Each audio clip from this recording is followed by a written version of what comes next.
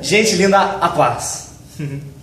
Você sabia que enquanto você dorme aí na seu berço esplêndido, você sabia que enquanto você não faz nada, Satanás está fazendo? Você sabia que enquanto você está aí dormindo, tem gente morrendo e indo para o inferno, porque você dorme? Que a igreja, que é você, está totalmente ausente, está totalmente alheia, está como se fosse indiferente aos problemas do mundo. E eu descobri uma coisa: as pessoas não pregam porque elas têm medo das pessoas não crerem. Mas quem disse que é problema seu a pessoa crer ou não? Vou te mostrar na palavra. Pega a tua Bíblia aí, Atos 17. Vamos ler junto. Quando você pega a partir do verso 22, você vai ver que Paulo foi pregar na cidade de Atenas, lá na Grécia. E ele chega lá e Paulo era inteligente. Ele usa as táticas de pregação que o Espírito Santo dá. Ele era inteligente, ele passou pela cidade e ele começou a ver vários altares, povo idólatra, cheio de estátuas lá. E ele começou a ver, ele viu uma estátua escrito assim, ao Deus desconhecido. E estava vazio o altar, não tinha imagem nenhuma. E ele chegou, Paulo gênio, porque o Espírito Santo está nele. Aí ele falou assim: povo ateniense, vejo que vocês são muito religiosos, vejo que vocês gostam muito de cultuar os deuses e tal. Eu quero falar para vocês desse Deus desconhecido, esse que vocês adoram sem saber quem ele é. Aí ele começa a falar do Deus desconhecido. Ele fala o que ele sabe. Pause. Gente, pregação do evangelho é você falar o que você sabe. Se você só sabe que Jesus morreu na cruz com você e ressuscitou com você, se você só sabe isso, Daniel, eu só sei que Jesus morreu por mim e comigo quando eu criei. Filho, então fale isso com a maior autoridade do mundo. Você não precisa falar pro cara de criação, de Gênesis, Melquisedeque, porque Melquisedeque veio e a lei e o sacerdócio e circuncisão e Páscoa e a lei e os sacerdotes e os levitas. Cara, isso não é necessário, velho. Isso é importantíssimo, mas se você só sabe que Jesus morreu na cruz, cara, fale isso com a maior certeza do mundo. Jesus morreu na cruz, e fala com autoridade. Se o cara for perguntar qualquer outra coisa, não, então você foge, sai correndo, vaza. Mas fala o que você sabe, fala com autoridade. Porque a palavra que convence não é você, cara. Se fosse você que convence, era só todo mundo ser tudo estudioso, aí você ia convencer as pessoas. Volta para Paulo. Quando Paulo chega e começa a pregar do Deus desconhecido, Deus que não habita em templo feito por mãos, lá em Atos 17, né? E é o Deus que criou o mundo, é o Deus que fez tudo, e o Deus que criou, vai indo. Aí ele entra na parte da ressurreição, e ele começa a falar da ressurreição dos mortos, de Jesus. Aí você vê três tipos de pessoas. Tem um grupo de pessoas que eles não creram e simplesmente foram embora. Falaram, ressurreição, foi embora.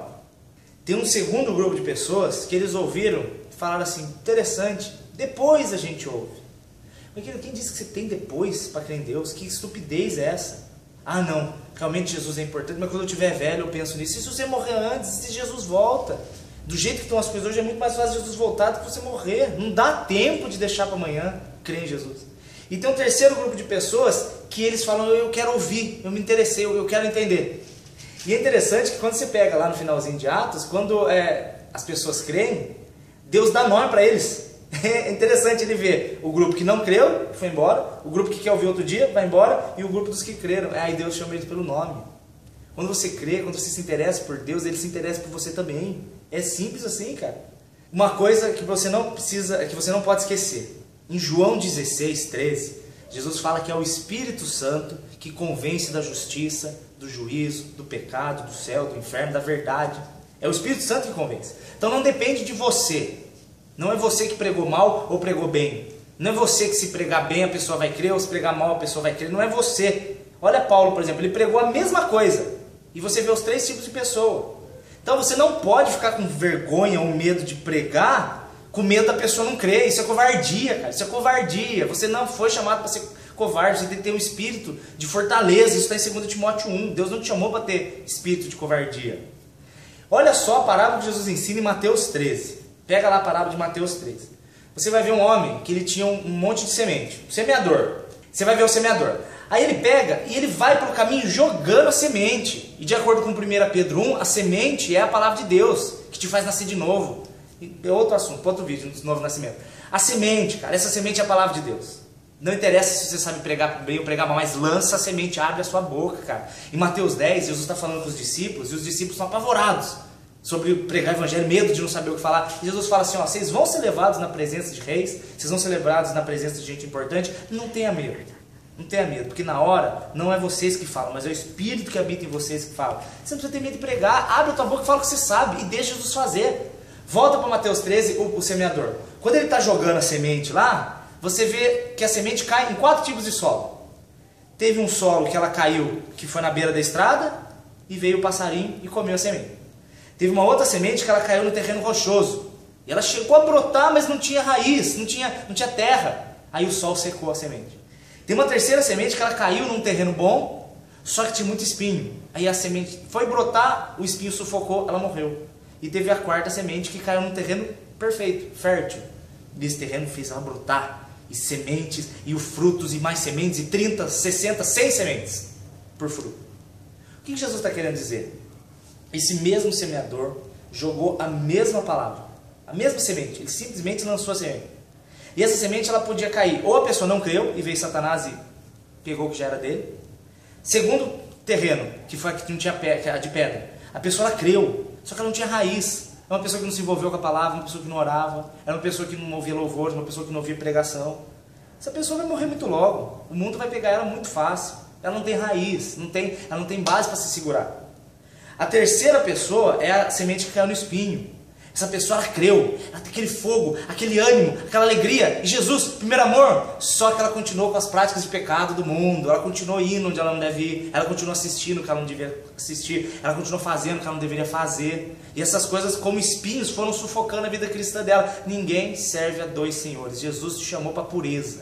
Jesus não te chamou para dividir você com o diabo. Isso não funciona. Ou você é totalmente dele ou você não serve, cara.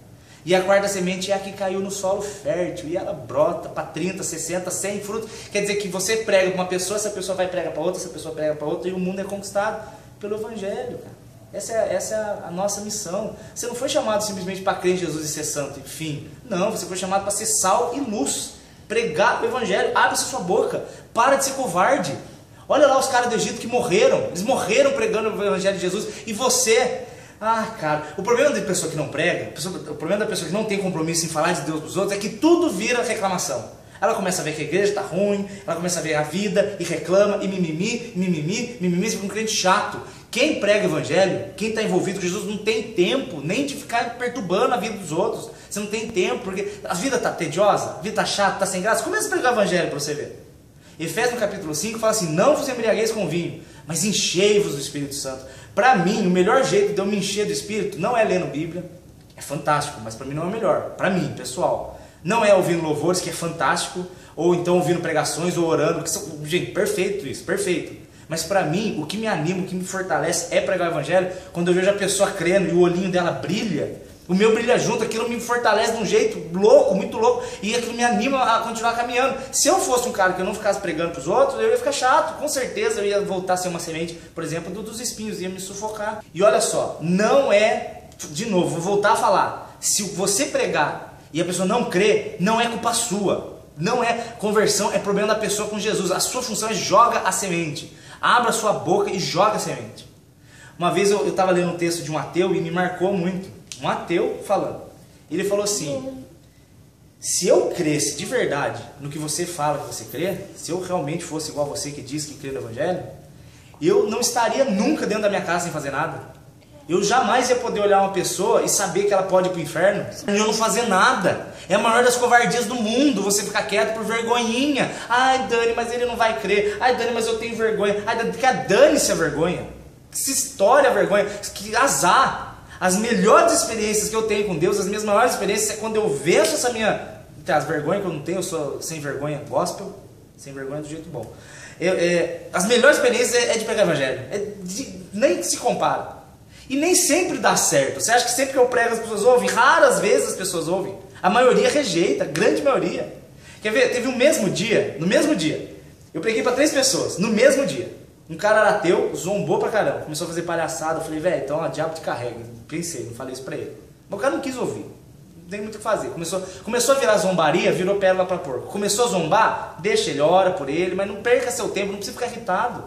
Porque se você ficar insistindo, você vai ficando irritado. Se você não quer crer, ore por ela. Entrega na mão de Jesus e fala, Jesus, ó, o Senhor que te repreenda. Daí no mesmo dia eu fui pregar em São Paulo. E eu tava indo no meio do caminho, eu parei pra tomar uma coca com os amigos meus. Ô, Coca-Cola, sua linda. Aí eu parei pra tomar Coca-Cola com os amigos meus que estavam indo de carro.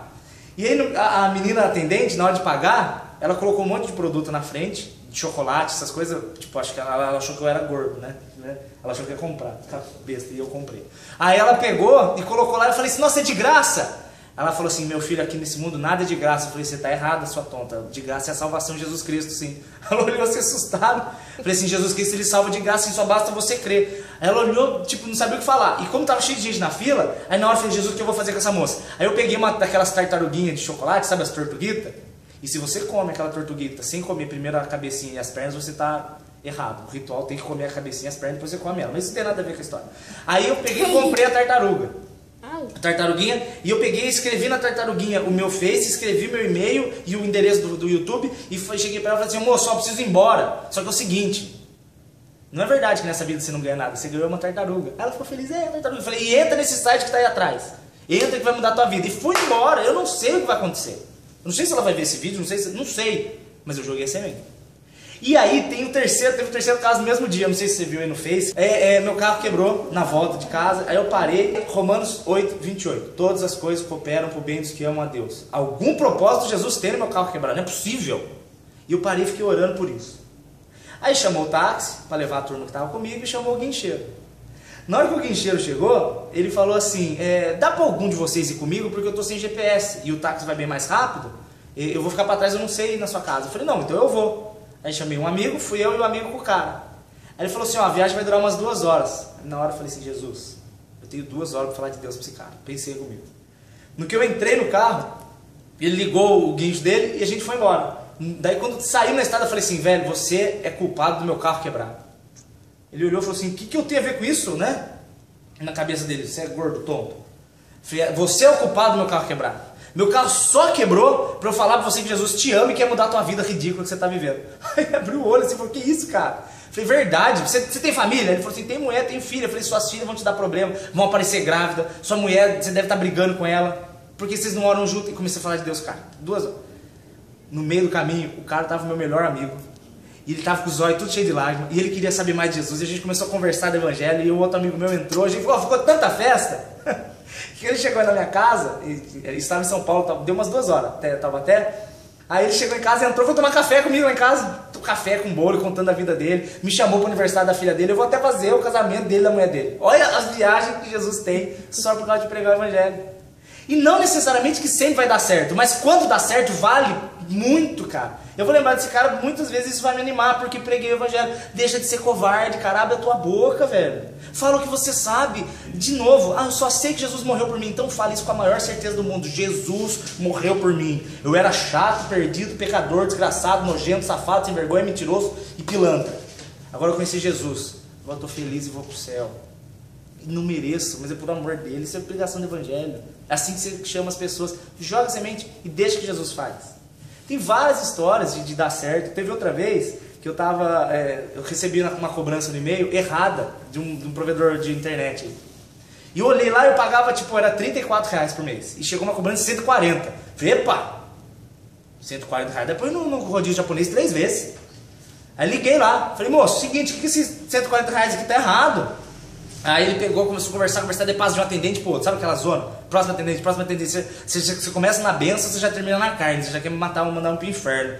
Aí ele pega, ele liga e tal. Aí chegou o supervisor da área. Esqueci até o nome do rapaz. Supervisor da área. E ele chegou e falou pra mim, o senhor vai pagar porque o senhor usou. Eu falei, usei o quê, velho? Esses R$140 é do curso pré-vestibular. Eu falei, meu querido, já sou formado na faculdade, por que eu vou fazer curso pré-vestibular? Não, porque o senhor usou e tá mentindo. Falei, moço, o senhor você acha que eu sou otário de mentir e perder o céu e perder de estar com Jesus por causa de R$140? Você acha que eu sou louco? Aí ficou um silêncio no telefone. Aí ele falou assim, o senhor é evangélico? Eu falei, eu sou cristão, eu amo Jesus, acima de todas as coisas. Você acredita que o cara começou a contar os problemas dele para mim no telefone? Começou a contar que estava com um problema com a mulher, não sei o que. Comecei a falar de Jesus pro cara. Eu sei que o cara me deu o e-mail dele, eu mando os ricos para ele hoje. Tá meu amigo agora. E detalhe, aí ele virou, devolveu os R$140 que foram comprados errado. E ele falou assim, eu vou te dar mais um presente, a sua mensalidade de R$34 foi para 17. Então, Jesus ele dá até essas vantagens entre aspas, por pregar o evangelho você sai ganhando. Eu já ganhei coxinha por pregar o evangelho, ganhei 2 coxinhas e coca. Se eu soubesse eu tinha comido mais, pro dono da padaria que eu tava pregando me dar mais coisa, mas enfim, eu não tava com muita fome, mas pregar o evangelho dá certo. E teve vezes que não dá certo, teve igreja que eu já fui pregar, não me deram nada, tipo, eu gastei da minha gasolina, eu gastei pra ir até lá, e chegou na hora o cara ainda enfiou a sacolinha da oferta na minha cara, ainda tive que dar oferta, ainda paguei pra ir pregar. Então, velho, é por Jesus, tá valendo. Vale ser feliz, abre a sua boca e prega o evangelho, cara. Imagina quantas pessoas você vai chegar no céu que você nem sabe que você alcançou, e o cara vai falar assim, ó, eu criei porque você pregou o evangelho. Você falou uma vez pra mim, eu não lembro do mundo que eu preguei, eu não sei se quantas pessoas foram, mas com certeza alguém creu e vai pro céu e vai estar lá, e eu não sei, e vai ser glória eterna. Então abra a sua boca e pregue o evangelho. Fale que Jesus ama a pessoa, fale que ela é uma pecadora e precisa de arrependimento, fale que Jesus está voltando, e Ele está voltando, e Ele vem nos buscar, e cara, só tem vantagem de crer em Jesus. Então abre sua boca e deixa de ser covarde, prega o evangelho, e Jesus te abençoe.